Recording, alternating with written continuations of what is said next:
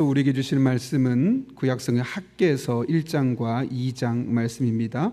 구약 1311쪽에 있습니다. 우리 학개서 1장과 2장의 말씀을 드라마 바이블로 먼저 읽고 그 뒤에 하나님의 은혜에 나누도록 하겠습니다. 학개 제1장.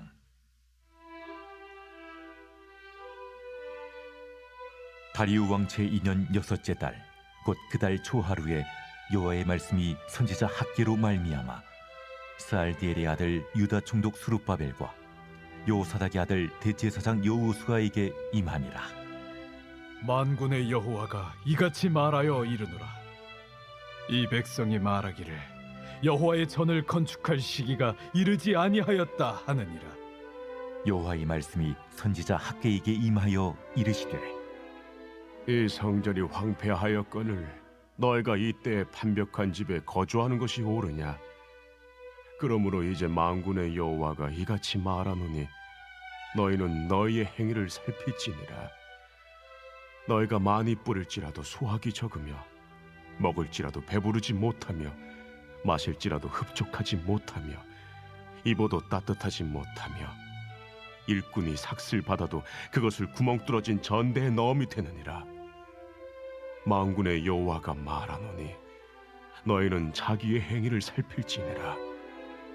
너희는 산에 올라가서 나무를 가져다가 성전을 건축하라.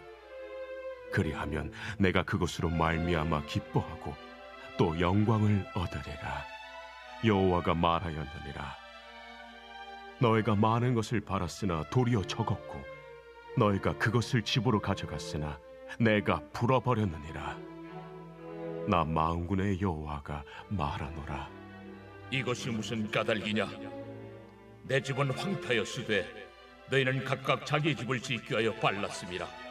그러므로 너희로 말미암아 하늘은 이슬을 그쳤고 땅은 산물을 그쳤으며 내가 이 땅과 산과 곡물과 새 포도주와 기름과 땅의 모든 소산과 사람과 가축과 손으로 수고하는 모든 일에 한제를 들게 하였느니라.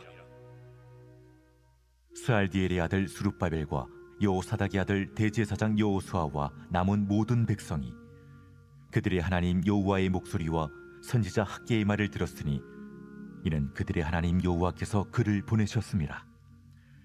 백성이 다 여호와를 경외하며 그때 여호와의 사자 학개가 여호와의 위임을 받아 백성에게 말하여 이르되, 여호와가 말하노니 내가 너희와 함께 하노라.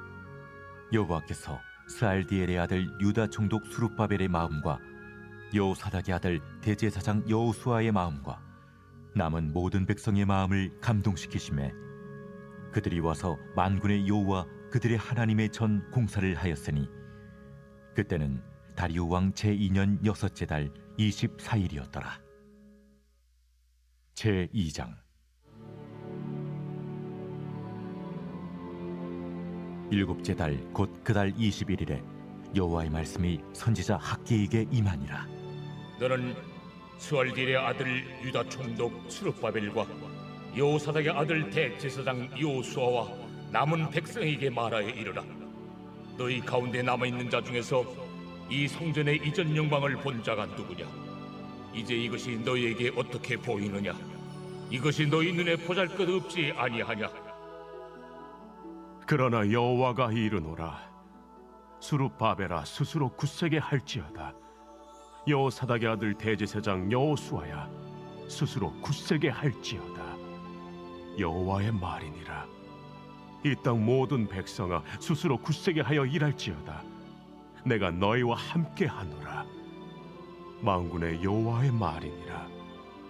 너희가 애굽에서 나올 때 내가 너희와 언약한 말과 나의 영이 계속하여 너희 가운데 머물러 있나니 너희는 두려워하지 말지어다. 만군의 여호와가 이같이 말하노라. 조금 있으면 내가 하늘과 땅과 바다와 육지를 진동시킬 것이요 또한 모든 나라를 진동시킬 것이며 모든 나라의 보배가 이르리니 내가 이 성전의 영광이 충만하게 하리라. 만군의 여호와의 말이니라. 은도 내 것이요 금도 내 것이니라. 만군의 여호와의 말이니라. 이 성전의 나중 영광이 이전 영광보다 크리라. 만군의 여호와의 말이니라. 내가 이곳에 평강을 주리라. 만군의 여호와의 말이니라. 다리우 왕 제2년 아홉째 달 24일에 여호와의 말씀이 선지자 학개에게 임하니라. 만군의 여호와가 말하노니 너는 제사장에게 율법에 대하여 물어 이르기를, 사람이 옷자락에 거룩한 고기를 쌓는데 그 옷자락이 만일 떡에나 국에나 포도주에나 기름에나 다른 음식물에 닿았으면 그것이 성물이 되겠느냐 하라. 학개가 물음에 제사장들이 대답하여 이르되 아니니라. 학개가 이르되 시체를 만져서 부정하여진 자가 만일 그것들 가운데 하나를 만지면 그것이 부정하겠느냐. 제사장들이 대답하여 이르되 부정하리라. 하더라.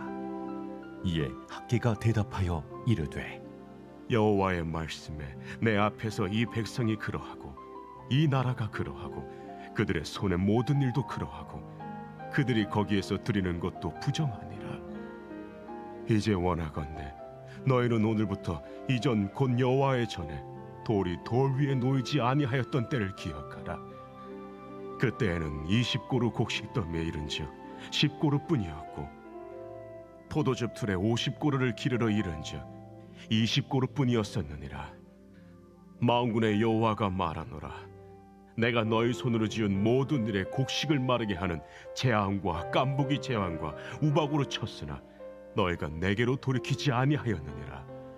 너희는 오늘 이전을 기억하라. 아홉째 달 24일 곧 여호와의 성전지대를 쌓던 날부터 기억하여 보라.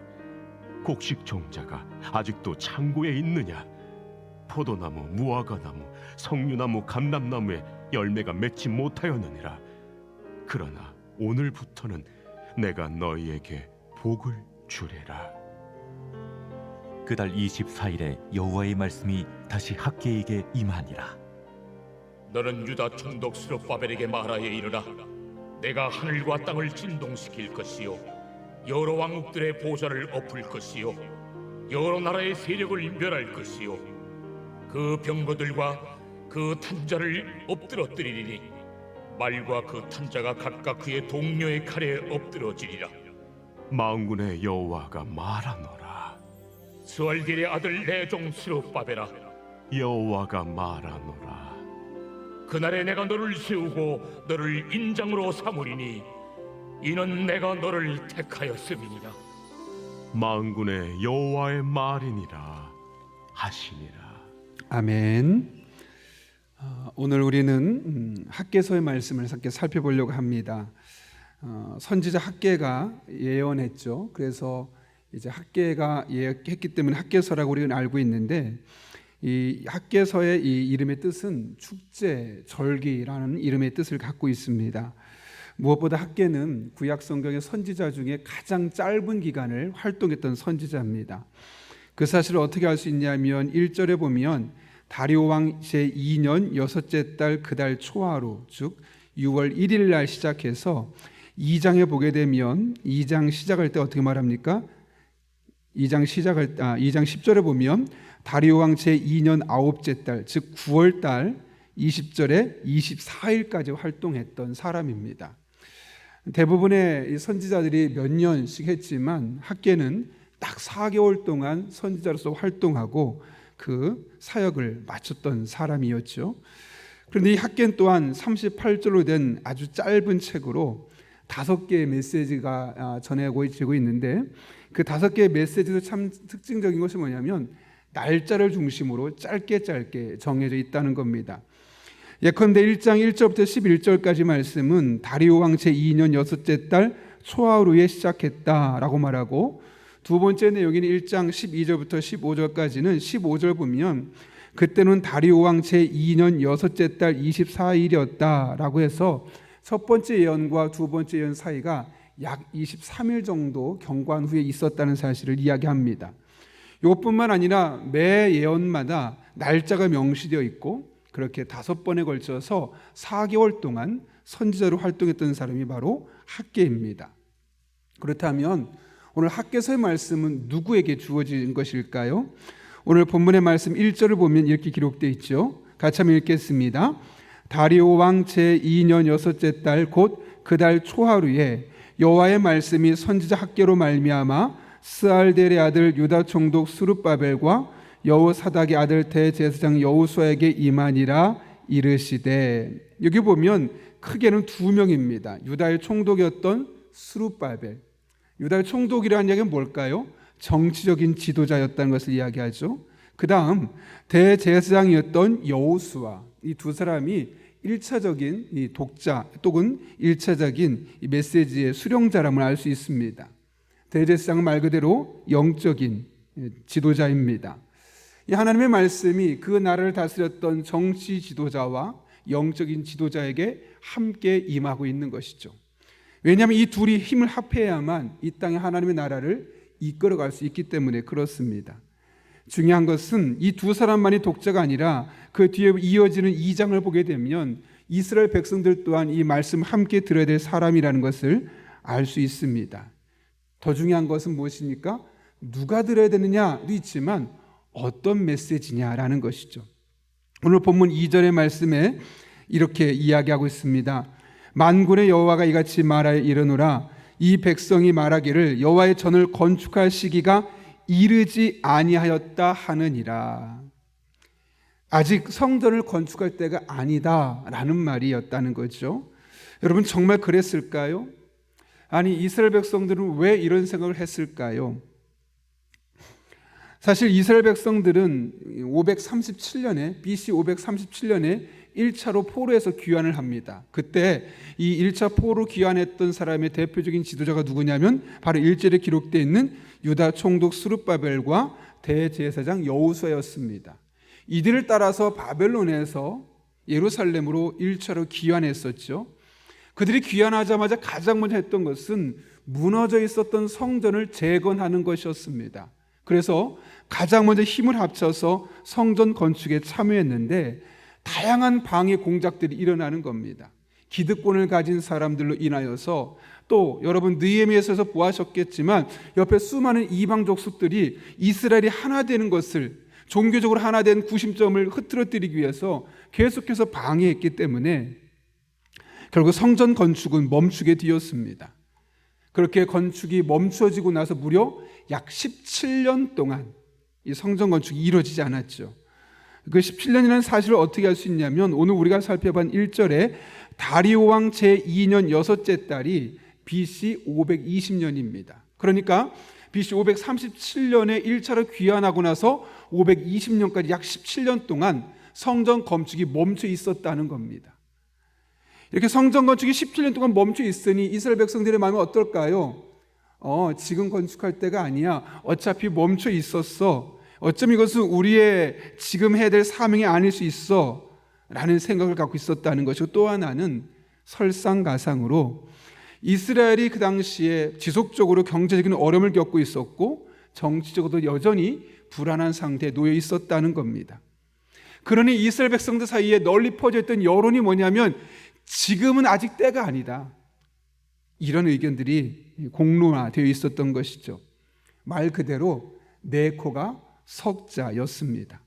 아니, 내가 지금 당장 먹고 살기도 힘든데 지금 무슨 성전 건축을 하느냐, 그것도 우리가 17년 동안 멈춰 있었던 것을 굳이 우리 때 해야 될 이유가 있느냐,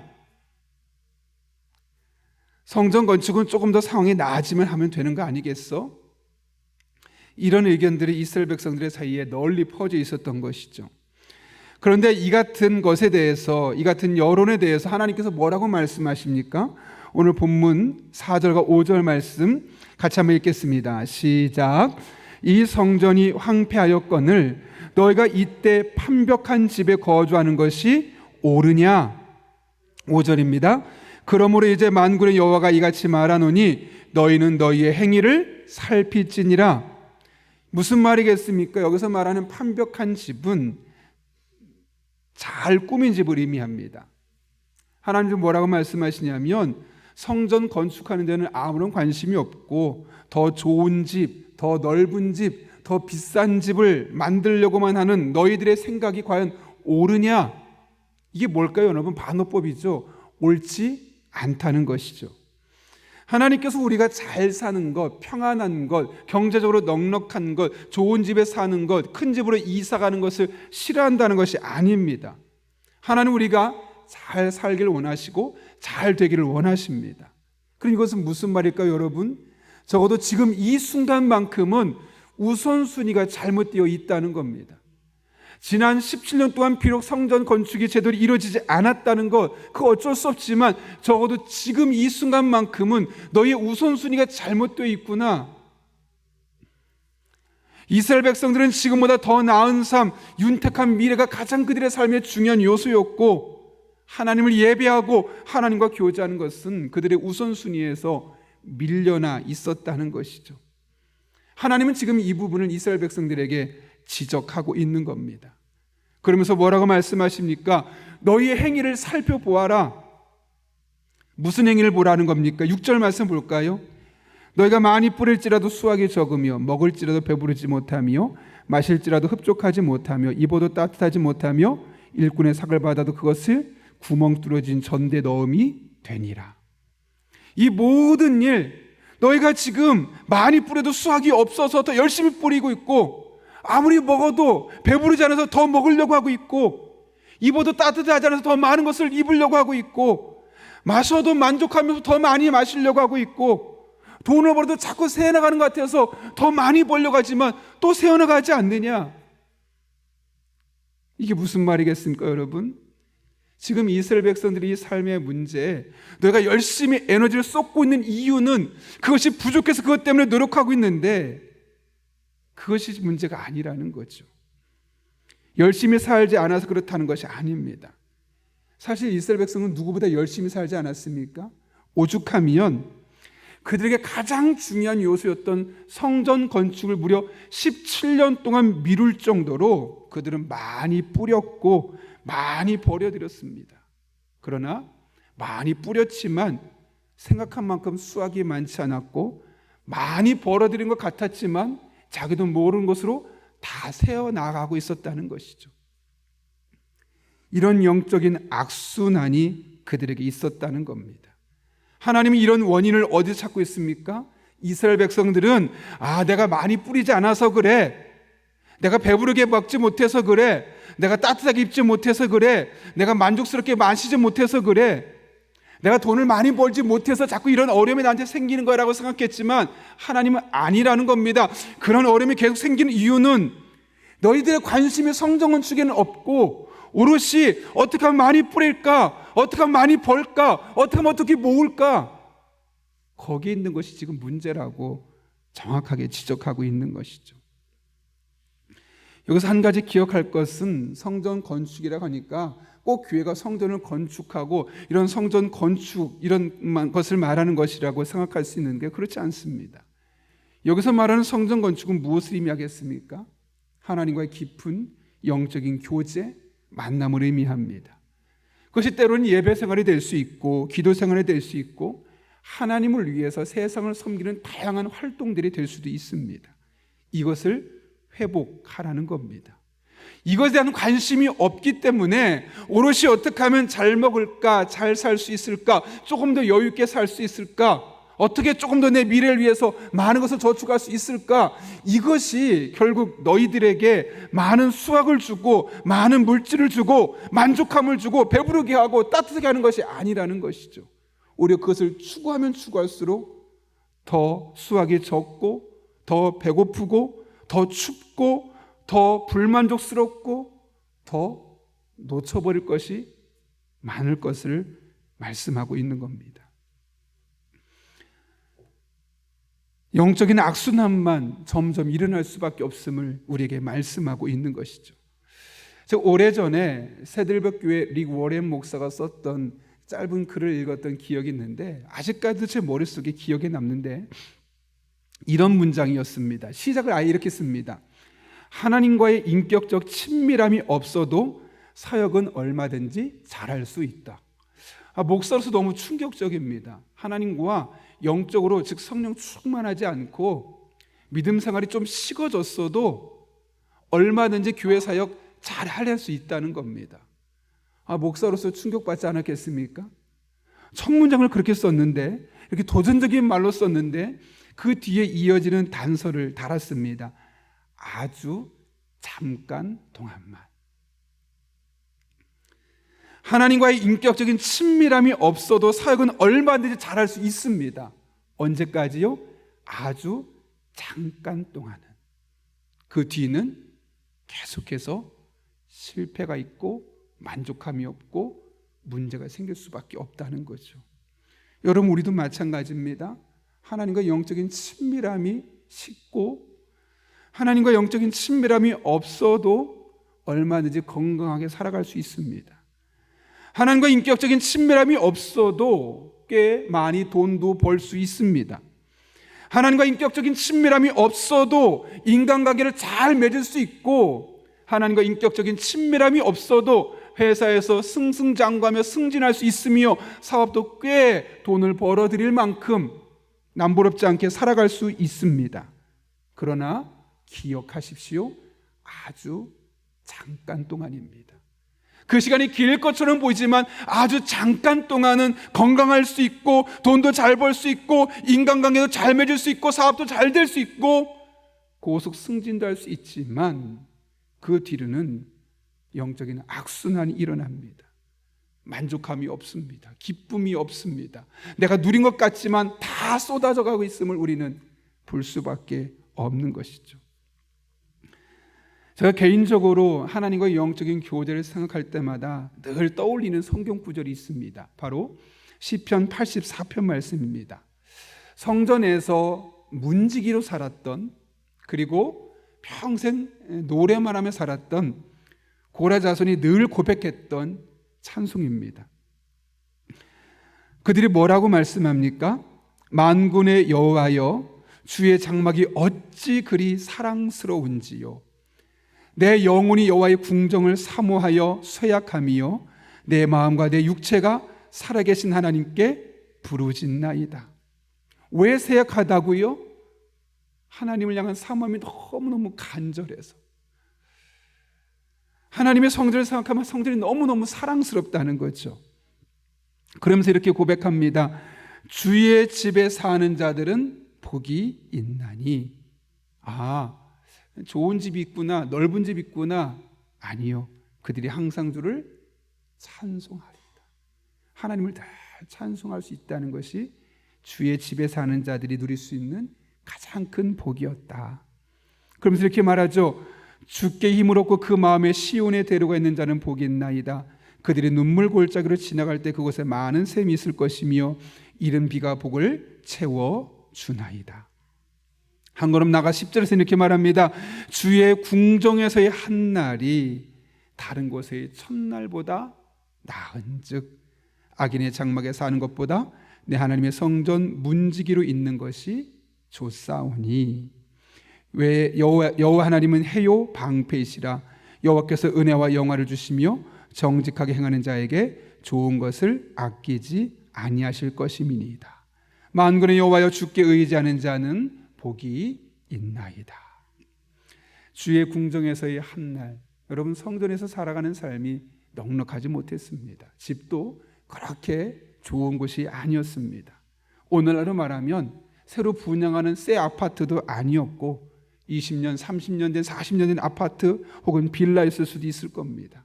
그러나 그런 좋은 곳, 아파트에 살지 못해도 내가 하나님을 찬양할 수 있다면, 예배할 수 있다면, 그분과 조금 더 가까워질 수 있다면 저는 주의 궁정에서의 한 날을 더 사모하며 살아가겠습니다.